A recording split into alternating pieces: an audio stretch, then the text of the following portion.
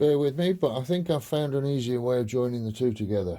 I'll let you know after I've done it. Gasket goo all round. Now I know previously I've said I prefer the red stuff, but I've had this one. I like the blue because it's a little bit more permanent. Now if you see the holes here, they are the back end of the lay shaft where the bearing sits. So basically you've got an open wound there that's going to leak oil out. Hence, more permanent type of glue that I'm going to use. So I'll get that glued up, get the gasket on, glue the other side, lower the transfer box onto it, and we'll see how it goes. I've never done it this way before, so I shall be a test pilot just for you. Okay, speak soon. Don't like to boast, but standing the gearbox up on the bell housing, putting the transfer box on top of it, quite possibly the easiest way I've ever done it. Thoroughly recommend it. Before I've been jumping up and down and sliding things together on the floor, and it's a pain.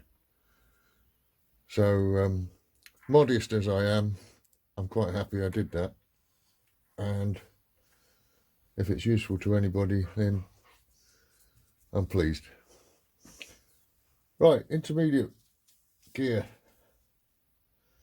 2 thrust washers to go in, front and back. They're going to fall out if you don't stick them in with something. So a dab of grease on the back. A good dab of grease on the back. And make sure you put the dog that's sticking out into the slot and the bronze side towards the gear. I've done the front one already. That's nicely greased up. Intermediate gear goes in that way round to join the output of the gearbox to the output of the gearbox down there to the input of the transfer to the front and rear. Again, a bit of grease, help everything move easy. And whilst you hold that in position, put the bar in, new oil seal, new bearings in there, didn't mention that. The old ones looked alright, but whilst I'm doing it I might as well. Now that's tight to get in between those 2 thrust washers, and so it should be, and it will need a little bit of movement. Helps if you put it in square, I suppose.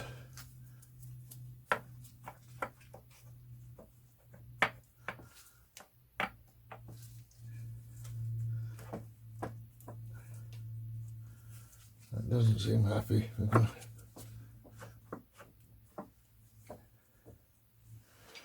Put a dab of oil on that, see if that helps. It's got to be tight, you don't want it wobbling about. But it should go in a little easier than that. Of course you've got to engage the gears as well while you're doing it, so it's not the easiest of.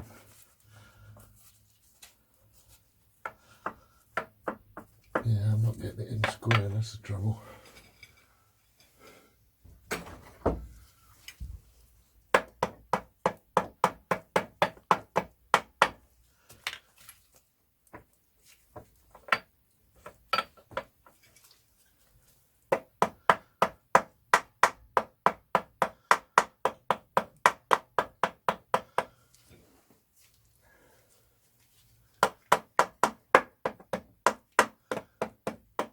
Yeah, not happy with that. I'll start again, I think.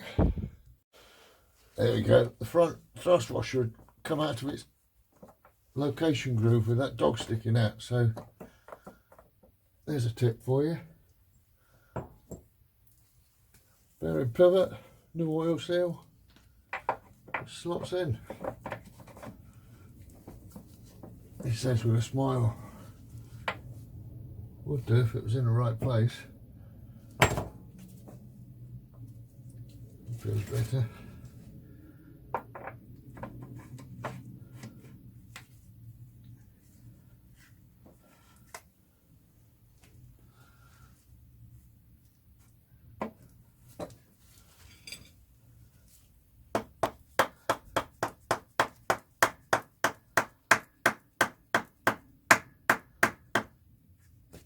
And that's that. The only thing you need to do then to hold that in position is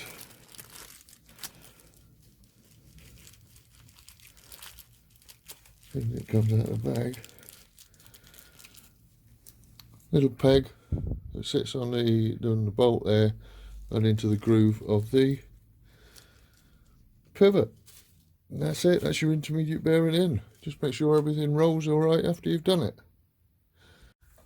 I've just put it in gear just to make sure everything's alright. So once everything moves alright and you're happy, then bit of glue, stick the base on.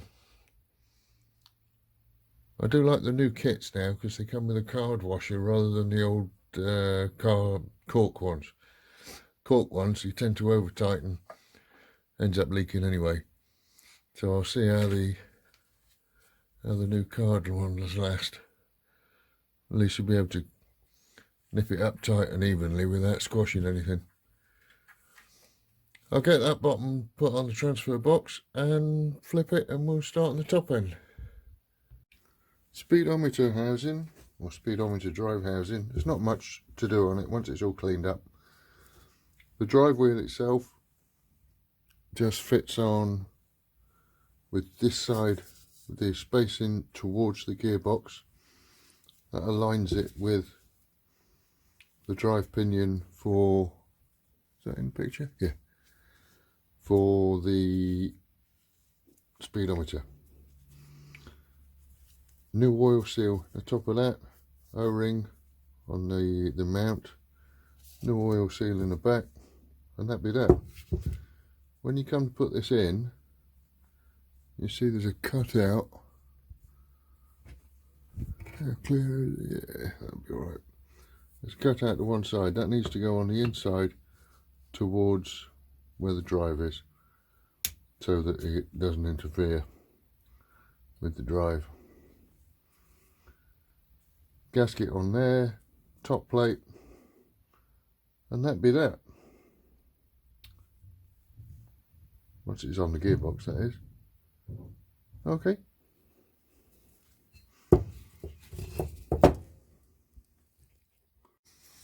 Time to get the selectors and shafts all cleaned up. Once you clean the shafts up, new rubber.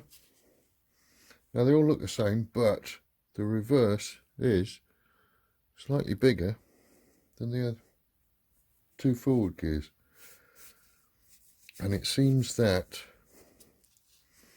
see, the normal seals have got like it's almost like a piece of cut pipe. It's a square profile O-ring.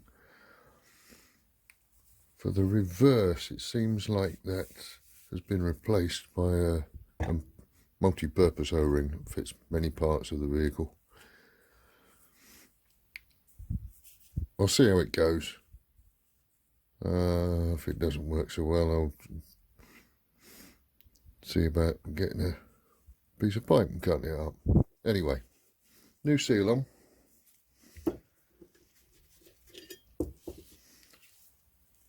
Position of the selector is the same as the what was it, the four-wheel drive selector. There's a cutout in the shaft.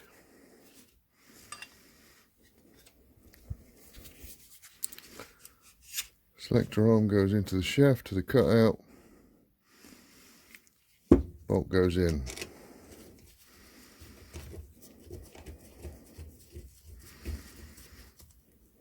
Now you can nip this up, but it does allow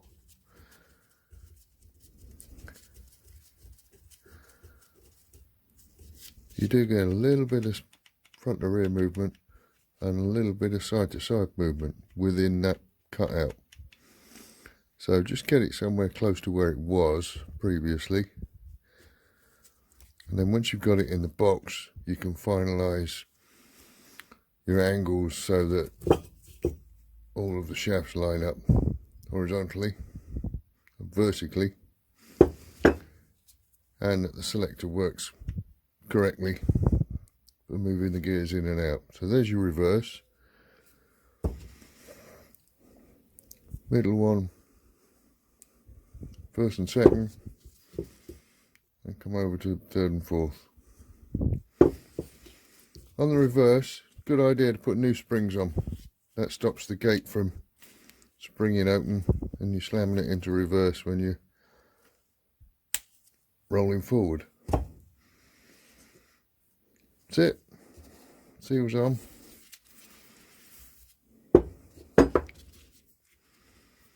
And selectors in position. Nearly.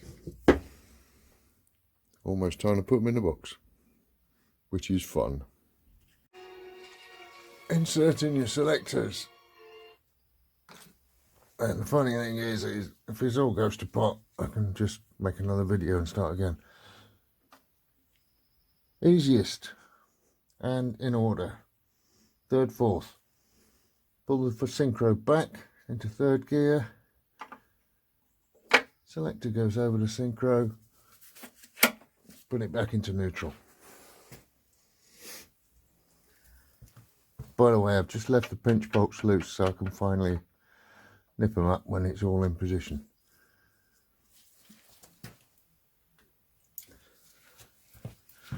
Second, turn,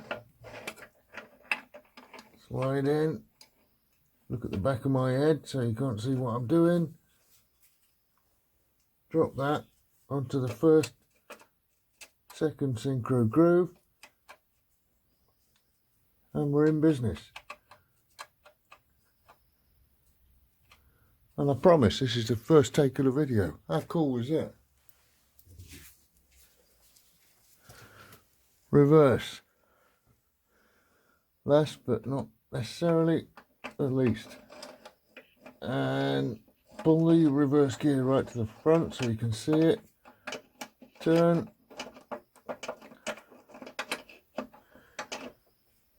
And if you go past it and then come back to it, you can sometimes get it to drop. So go past and come forward,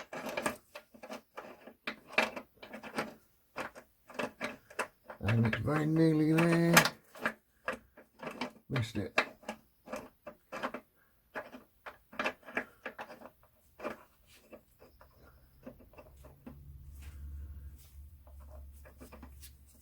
So close you can almost smell it. I think I need to move the second synchro box out of the way. Give it another try.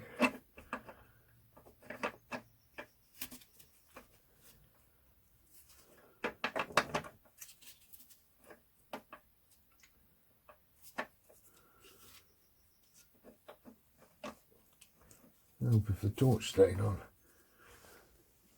I don't know if you can see anything with my head in the way, but